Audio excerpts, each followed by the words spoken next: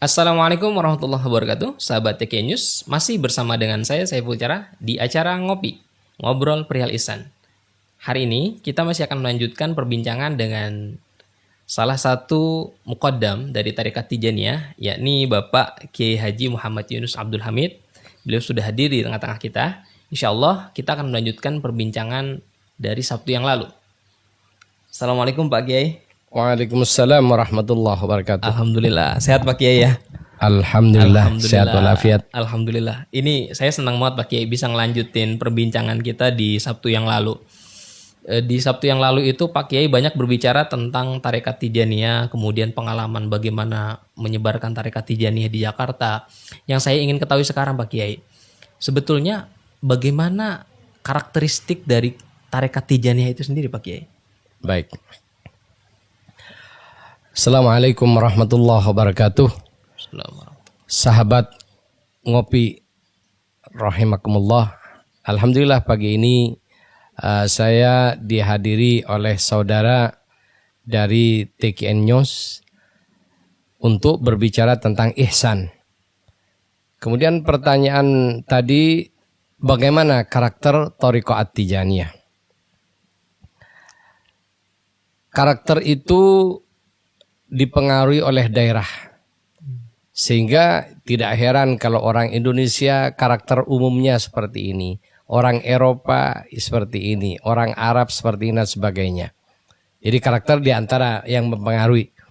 Kemudian yang kedua, karakter juga dipengaruhi dari dalemannya.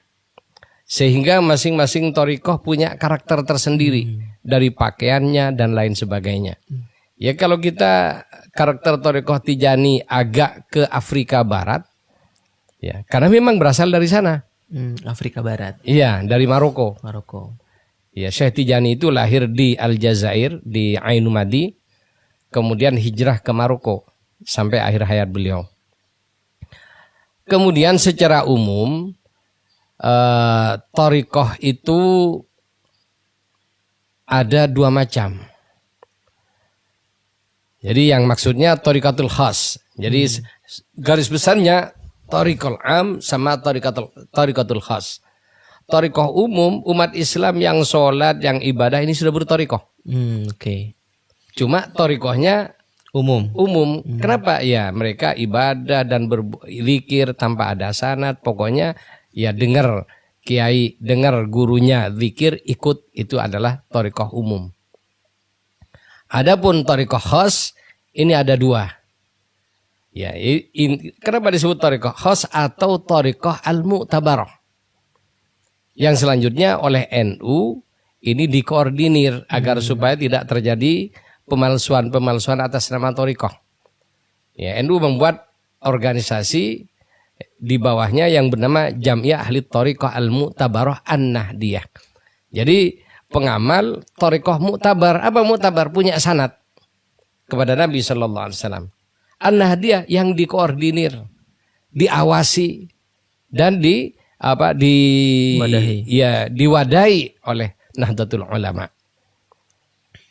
Kemudian dari thariqah khas ini ada dua macam karakter. Thariqatus Sufiyah dan thariqah Al-Muhammadiyah. Sama-sama bersanad kepada Nabi, semuanya nyambung.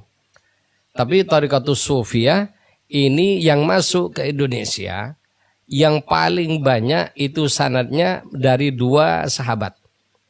Sayyidina Ali dan Sayyidina Abu Bakar As-Siddiq. Dari Sayyidina Abu Bakar As-Siddiq wiridnya khafi. Dari Sayyidina Ali wiridnya jahar. La ilaha illallah. Ini. Kemudian kenapa kok disebut Thariqatus Sufiyah? Karena ya wirid dan sanadnya dari Nabi, tapi kaifiyatnya sudah diramu oleh para ulama sufi. Oke. Ya, sehingga walaupun sama-sama la ilaha illallah yang dibaca, contohnya Syadili dengan Qadiri berbeda. Ada kaifiyat khusus yang berbeda. Itu diantaranya. Kemudian ya seperti yang Khafi Naqsabandiyah juga ada yang thariqah lain yang wiridnya khafi tapi kaifiyatnya berbeda. Sesuai dengan bagaimana wali tersebut wusul kepada Allah dengan menggunakan zikir-zikir ini. Ya, dari situlah seperti Abdul Qadir punya cara ketika berzikir la ilaha illallah dengan gerakan yang telah ditentukan dalam Thariqah Qadiriyah. Nah, itulah dia membuat dia berhasil sampai dia bertemu langsung dengan Rasulullah dalam kondisi sadar. Itu. Dari hasil inilah maka beliau ya membuat semacam pesantren lah kalau sekarang. Pesantren yang intinya mengajarkan ibadah dan zikir kepada Allah Subhanahu wa taala dengan karakter dan cara yang dibuat oleh beliau. Syadiliyah, Syekh Abdul Qadir Baghdad, Syadiliyah Abul Hasan Asyadili Maroko. Maroko, betul. Ya otomatis karena juga pendirinya berbeda, maka karakter cara zikirnya pun juga berbeda. Kaifiatnya itu Pak Kiai. Kaifiatnya berbeda. Itu. Sehingga dikatakan Thariqatus Sufiyah atau Thariqatul Qaum karena yang membuat ramuan-ramuan kaifiat ini adalah para aulia. Para arifin yang menjadi muassis thariqah itu. Karakter Thariqah Tijani itu sanadnya tidak melalui sahabat, tapi melalui baiat talqin barzahi oleh Rasulullah kepada Syekh Tijani pada abad 12. Nah, ini yang banyak ditentang oleh orang-orang di luar Ahlus Sunnah terutama. Bahkan di kalangan Ahlus Sunnah. Itu. Sehingga banyak yang mengatakan Tijani tidak punya sanad. Dianggap mungkote. Dianggap putus kepada Nabi. Kenapa? Ya dari Syekh Tijani sudah selesai. Langsung ke Rasul. Iya. Artinya tidak punya sama dengan Nabi. Nah, padahal ya Thariqah Tijani ini Nabi langsung memberi kepada Syekh Tijani. Jadi makanya nama Thariqah Tijani ini namanya Thariqah Al-Ahmadiyah. Kenapa? Muasisnya Syekh Ahmad At-Tijani. Al-Muhammadiyah yang dapat langsung dari Rasulullah sallallahu alaihi wasallam. Al-Ibrahimiyah Al-Hanifiyah ya karena zikir utamanya la ilaha illallah yang telah diperjuangkan oleh Nabi Ibrahim sampai dibakar hidup-hidup. Al-Hanif yang lurus murni ibadah karena Allah atas semua karunia Allah dan tujuannya kepada Allah Subhanahu wa taala. Nah, ini dari sinilah timbul bagaimana ikhlas dalam ibadah kepada Allah itu nanti ada pembahasan lebih lanjut. Yang masing-masing aulia itu berbeda. Ya, tapi prinsipnya nanti sama juga. Ya, jadi, cuma cara metodenya yang berbeda. Jadi dalam Thariqah Tijani, kalau Thariqah Sufiyah itu sanadnya dari Abu Bakar As-Siddiq dan Sayyidina Ali ke para wali. Jadi seperti sampai kepada Syekh Abdul Qadir itu saya lihat sekitar 12 dan 14 sanad. Dari Syekh Abdul Qadir ke kita karena sudah beliau ini abad 6 Hijriah itu panjang juga kepada kita sehingga sampai lebih dari 30 sanad sampai kepada kita. Itu kalau di yang lain. Kalau di Tijani dekat sanadnya. Kenapa? Rasulullah memberi kepada Syekh Tijani pada abad ke-12 Hijriah. Itu 1196 Hijriah sampai dengan 1200 Hijriah. Itu. Jadi proses pemberian zikirnya itu bertahap. Pertama istighfar dan selawat, baru setelah 4 tahun la ilaha illallah yang diberikan pada 1200 Hijriah. Setelah 4 tahun. Iya. Jadi pertama diberi istighfar dulu sama selawat. Setelah dikerjakan 4 tahun, maka baru diberi la ilaha illallah. Itu. Sehingga kalau di thariqah yang lain ini ada kaifiat-kaifiat seperti gerakan badan dan sebagainya.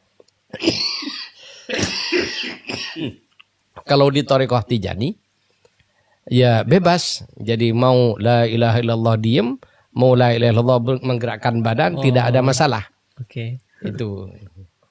Kenapa? Ya memang ya mohon maaf ya.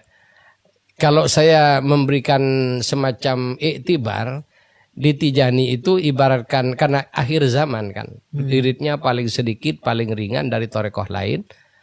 Dan juga caranya juga tidak memerlukan kaifiat yang sulit. Kenapa? Manusia akhir zaman. Itu. Sehingga kalau saya ibaratkan ya seperti kamera. Kamera zaman dulu kan gede, harus di ini manual, harus di itu.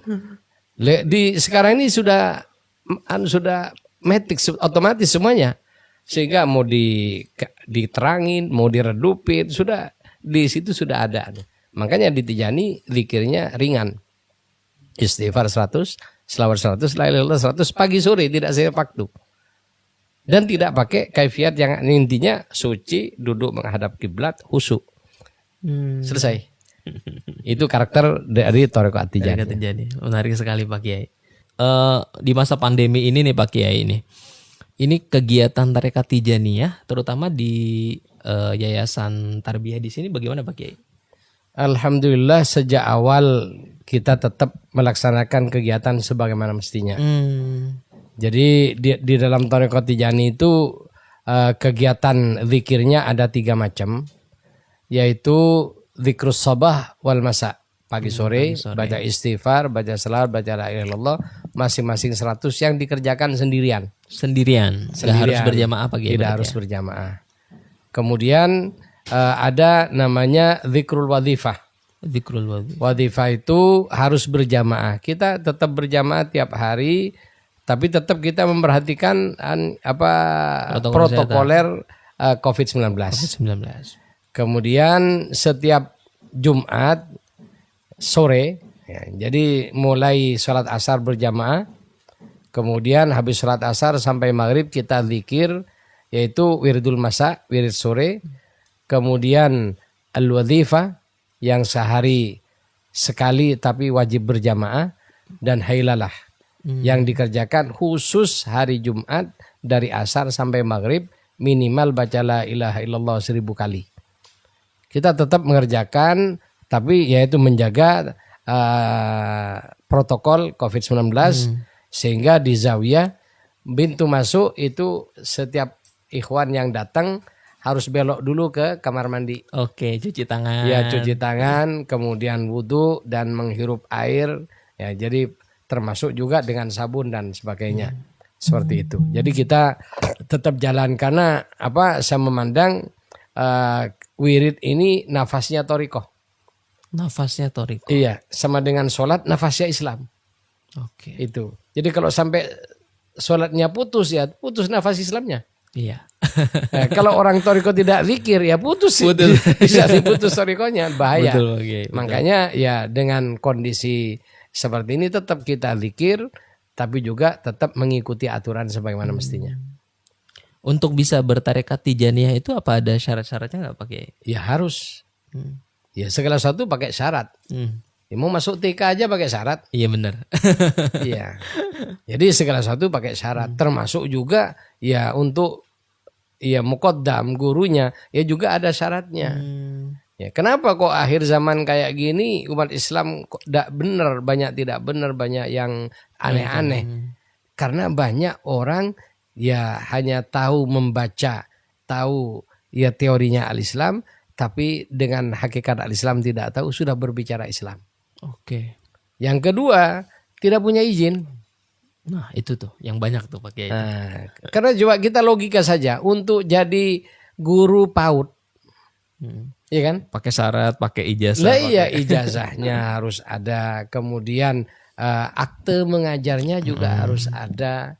Kemudian harus ada SK-nya baru dapat gaji. Betul. Kalau udah ada SK-nya udah dapat gaji. Iya. Walaupun siang malam ngajar. Karena nggak terregistrasi. Tidak ada registrasi. Apalagi ya kalau untuk PAUD yang hanya bisa nari dan nyanyi, harus pakai izin gurunya. Lihat bagaimana perjalanan rohani menuju Allah Subhanahu Wa Taala yang perjalanannya jalannya gaib. Nah itu. Tidak terlihat oleh mata, dibimbing oleh orang yang tidak tahu jalan menuju Allah, sehingga banyak kejadian-kejadian murid dieksploitasi untuk kepentingan tertentu, ya, dan juga macam-macam penyelewengan dalam agama atas nama agama. Iya. Itu kenapa tanpa terasa mereka tadinya memang benar niatnya. Tapi karena setan itu lihai, tengah jalan berbelok kepada jalan yang tidak diridhoi oleh Allah. Itu. Ya satu contoh. Ya. Kenapa Anda sholat biar masuk surga? lepas dari neraka. Hmm. Kenapa Anda sedekah? Biar berkah. Betul kan? Ya. Sehingga saya tanya, tujuan sedekahnya apa? Tujuan sedekah? Biasanya biar berkali-kali lipat Iya, dapat ya balasan. biar berkah kan gitu. Biar berkah. Apakah menuju Allah? Iya kan? Iya. Banyak orang sholat tahajud ditanya kenapa? Biar terkabul hajat. Biar naik derajat. Iya, biar naik derajat. Apakah derajat itu Tuhan? Itu. Banyak orang sholat duha ditanya untuk apa Kang sholat duha? Biar utangnya lunas. Nah, apakah utang itu Tuhan? Nah ini, kalau kita berthariqah ini harus dibimbing oleh orang yang tahu jalan menuju Allah. Sehingga zikirnya, sholatnya, inna sholati wa nusuki wa mahyaya wa mati. Seluruhnya lillah. Bukan lil utang, bukan lil jabatan, bukan lil perempuan, dan bukan lil jadi kiai, bukan lil jadi syekh, bukan lil sakti mandraguna, dan lain sebagainya. Itu. Nah ini harus tak jeli. Kalau tidak jeli, terjebak nanti. Betul Pak Kiai. Inilah pentingnya. Lah, faman lam yakun lahu syai'hun fasyai'hu syaitanun. Nanti yang jadi guru setan nanti dibawa kemana-mana. Ikut hawa nafsunya.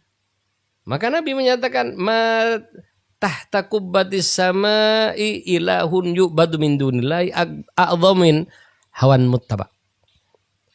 Di kolong langit ini tidak ada Tuhan yang disembah selain Allah yang lebih agung daripada hawa nafsu.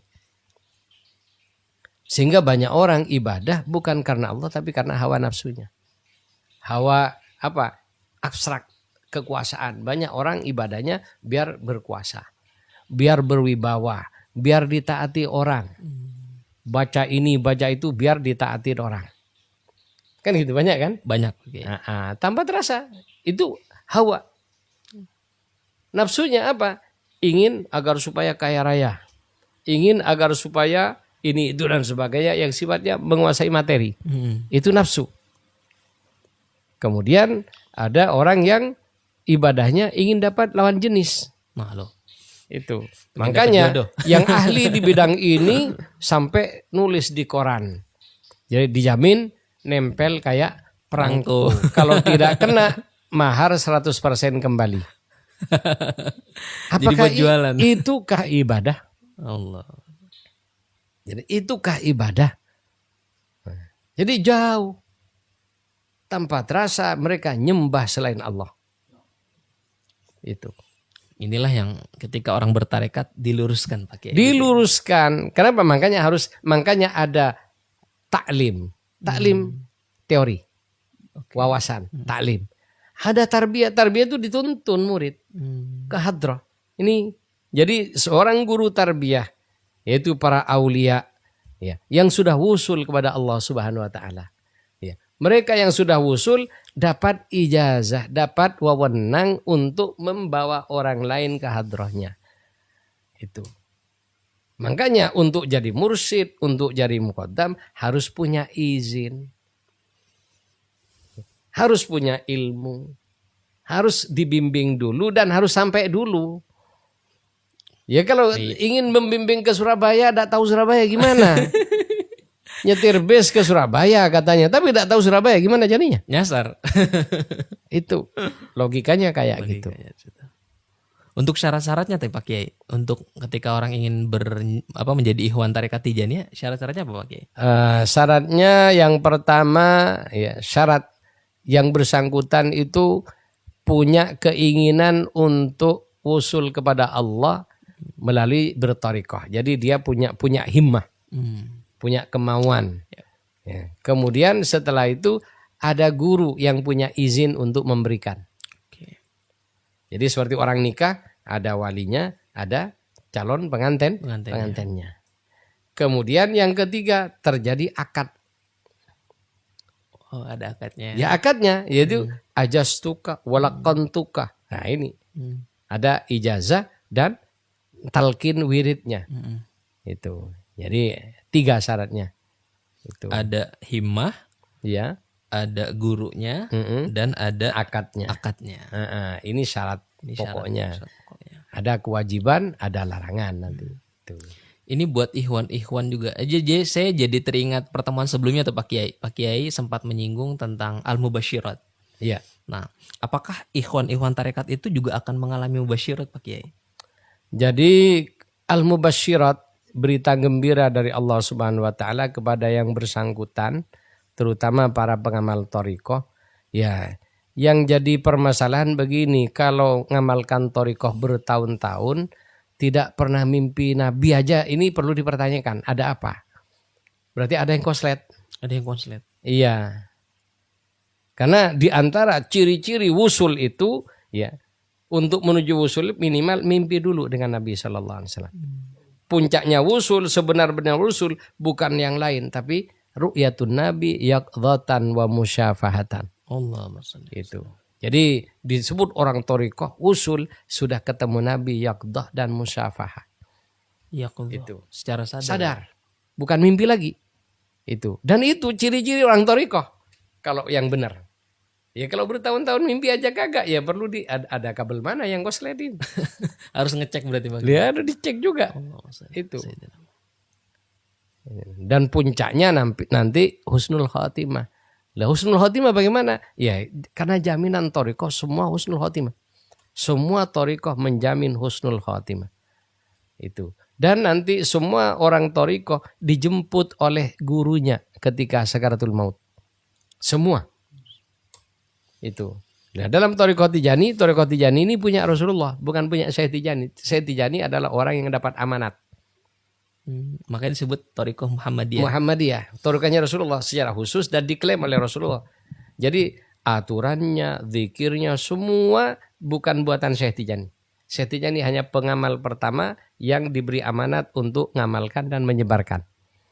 Itu. Jadi ya kalau di Tijani di antara amanatnya ru'yatin Nabi sallallahu alaihi wasallam yaqdhatan wa musyafatan wa bil khusus menjelang wafat. Itu. Jadi harus yaqdhah. Itu. Ini saya jadi penasaran juga Pak Kiai. Salah satu amalan di tarekat Tijani itu kan ada sholawat fatih. Ya.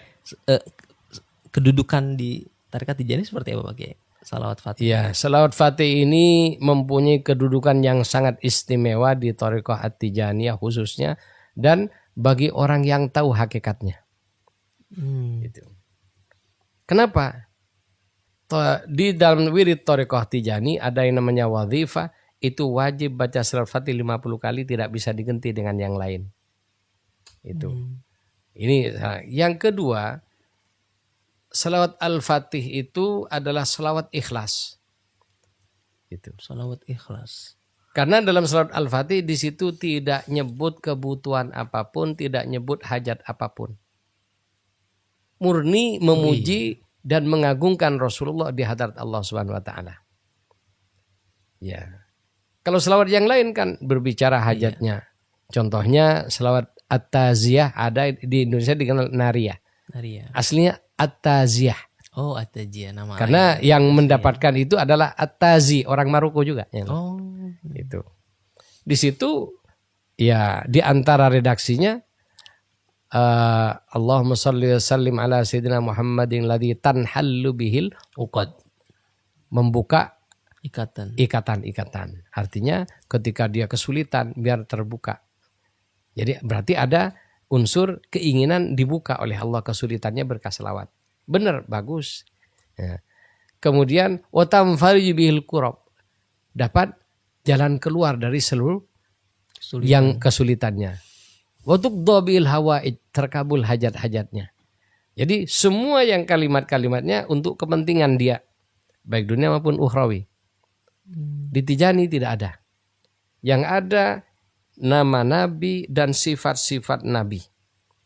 Al-Fatihhi lima ughliq, yang membuka semua terkunci, artinya makna dari Al-Fatihhi lima ughliq adalah Nabi sallallahu alaihi wasallam sebagai makhluk pertama. Jadi Nabi Muhammad sallallahu alaihi wasallam sebagai makhluk pertama yang diciptakan oleh Allah dalam bentuk cahaya sehingga dikenal dengan cahaya Muhammadiyah atau Nur Muhammad. Nur Muhammad. Yang itu ya bahasanya hanya Rasulullah dan Allah Subhanahu wa taala yang tahu. Cuman ya, disebutkan ya di alam hakikat Ahmadiyah ini ada 3 lapis alam gaib yang super gaib. Itu yaitu alam ahud, alam bahud, alam hahud. Yang ketiganya tidak ada yang tahu kecuali Allah dan Rasulnya. Itu. Disinilah Rasulullah dalam masih dalam bentuk cahaya.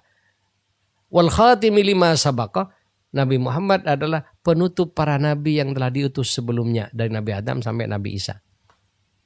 Khatmul anbiya wal mursalin ini pembahasannya sangat luas. Apa makna khatmul anbiya wal mursalin? Para nabi dari Nabi Adam sampai Nabi Isa alaihissalam ilmunya dari Rasulullah. Tugasnya adalah tugas Rasulullah. Karena Rasulullah belum hadir. Jadi mereka semua wakilnya Rasulullah. Hakikat Nabi hanya satu, Rasulullah. Mereka adalah pelaksana tugas di lapangan. PLT. Itu. Dari Nabi Adam sampai Nabi Isa alaihissalam PLT kenabian. Pemilik martabah nubuah satu-satunya Rasulullah. Ya, nubuah dari risalah kemudian sama Rasulullah. Kemudian ini makna dari al-khatmul anbiya wal mursalin pada ayat wa ma kana Muhammadun aba ahadim min rijalikum walakin Rasulullah wa khataman nabi. Di khatmul anbiya wal mursalin. Kemudian termasuk berbagai ilmu huyudat tajalliyat punya Rasulullah. Nah, makanya al-khatmul anbiya wal mursalin inilah dari beliau ketika di alam hakikat Ahmadiyah tadi menjadi payung makhluk. Disebut al-hijabul akbar bainal khaliq wal makhluk. Jadi hijab antara pencipta dengan makhluk. Nah, di sini ada ayat dari marjal bahraini yaltaqiyan bainahuma barzahun la. Ini barzahul akbar. Jadi khaliq dengan makhluk. Jadi Rasulullah sebagai cahaya ini hijab. Kemudian dari cahaya ini di alam lahud dijadikan ruh. Yang menjadi ruh pertama yang menjadi asal muasal ruhnya makhluk semuanya. Nah, jadi al-khatmul anbiya wal mursalin wal khatimi lima sabaqa. Nasiril haqqi bil haqq wal hadi ila siratikal mustaqim. Nasiril haqqi bil haqq yang menolong al-haq al-Islam, artinya memperjuangkan al-Islam bil haq dengan cara yang benar. Tidak pakai dicampur-campur, pakai dangdutan, tidak pakai selawatan perempuan yang nyanyi samroh, tidak. Nabi berdakwah apa adanya karena sudah dijelaskan di Quran wala talbisul haqqo bil batil. Kenapa? Akhirnya wa taktumul haq. Nanti kebenaran tertutup oleh kebatilan. Itu. Makanya dakwahnya Rasulullah lurus. Nasiril haqqi bil haq. Wal hadi ila siratikal mustaqim, Rasulullah yang menjadi penunjuk jalan menuju Allah Subhanahu wa taala. As-siratal mustaqim dinul Islam. Itu. Wa ala alihi haqqa qadrihi wa miqdaril azim. Sehingga yang ada dalam salatul fatih itu adalah gambaran global Rasulullah sejak sebelum adanya alam semesta sampai hari kiamat itu tergambar dalam diri Rasulullah sallallahu alaihi wasallam. Jadi al-khatmul anbiya wal mursalin itu hakikat Muhammadiyah yang ada alam lahud, jabarut dan alamul malakut. Itu.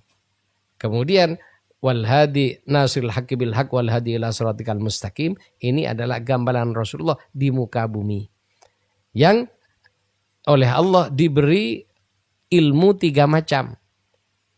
Ilmu nubuah yang khusus Nabi sallallahu alaihi wasallam dan ilmu nubuah yang diberikan kepada para nabi. Seplitan dari nubuah ini al-wilayah. Seplitan dari ar-risalah al-ulama, tugasnya ilmu para ulama. Sehingga kalau ulama ngajarkan ilmu zahir, wali mengajarkan ilmu batin. Ini makanya banyak yang tidak bisa bedain apa wali dengan ulama, tidak tahu. Padahal di sini rahasianya dari an-nubuwah dan ar-risalah. An-nubuwah al-wilayah, ar-risalah nanti al-ulama. Itu. Seperti itu. Jadi itulah Rasulullah sallallahu alaihi wasallam.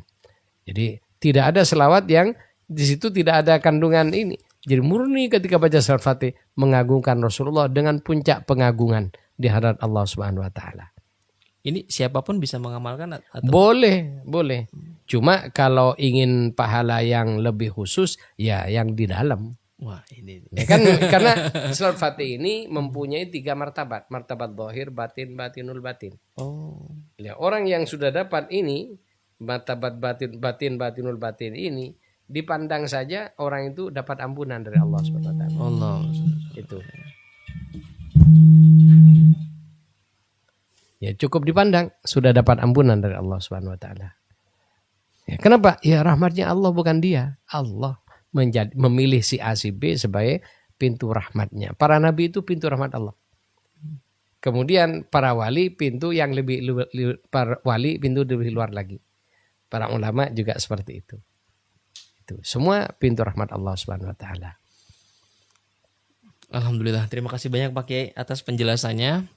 Ini sangat menarik, tetapi karena waktu kita terbatas, jadi ngobrol perihal ihsan bersama saya Cerah. Insya Allah masa depan kamu akan cerah, akan dilanjutkan pada Sabtu mendatang. Saya ucapkan terima kasih banyak untuk Pak Kiai Muhammad Yunus. Mudah-mudahan 3 episode ini banyak memberikan inspirasi, banyak memberikan pelajaran, dan banyak membuka wawasan Pak Kiai. Baik, ya semoga juga kita semua diberi rizki ikhlas. Amin, amin ya Allah, amin. Karena amin. amal yang diterima oleh Allah adalah amal yang ikhlas, dan kalau tidak ikhlas hakikatnya syirik. Allah. Karena tidak menuju Allah Subhanahu wa taala. Semoga kita dapat rizki ikhlas itu. Amin, amin ya rabbal alamin. Mungkin untuk terakhir nih mohon doa Pak Kiai. Allahumma salli ala sayyidina Muhammadin al-fatih lima ughliqa wal khatimi lima sabaqa. Amin. Nasiril haqqi bil haqq wal hadi ila siratikal mustaqim wa ala alihi haqqa qadrihi wa miqdaril azim. Allahumma bijahil fatih lima ughliqa iftah lana abwaba kulli khairin fatahtahu ala sayyidina Muhammadin rasulika sallallahu alaihi wasallam. Bijahil khatimi lima sabaqa اختم لنا بخاتمة الناجين الراجين الذين قيل لهم قل يا عبادي الذين أسرفوا على أنفسهم لا تقنطوا من رحمة الله بجاه الناصر الحق بالحق انصرنا على جميع الأعداء نصر الذي قيل له أتتخذنا هزوا قال أعوذ بالله أن أكون من الجاهلين بجاه الهادي إلى صراطك المستقيم اهدنا الصراط الذين أنعمت عليهم من النبيين والصديقين والشهداء والصالحين وحسن أولئك رفيقا ذلك الفضل من الله سبحان ربك رب العزة عما يصفون وسلام على المرسلين والحمد لله رب العالمين. Assalamualaikum warahmatullahi wabarakatuh. Waalaikumsalam warahmatullahi wabarakatuh.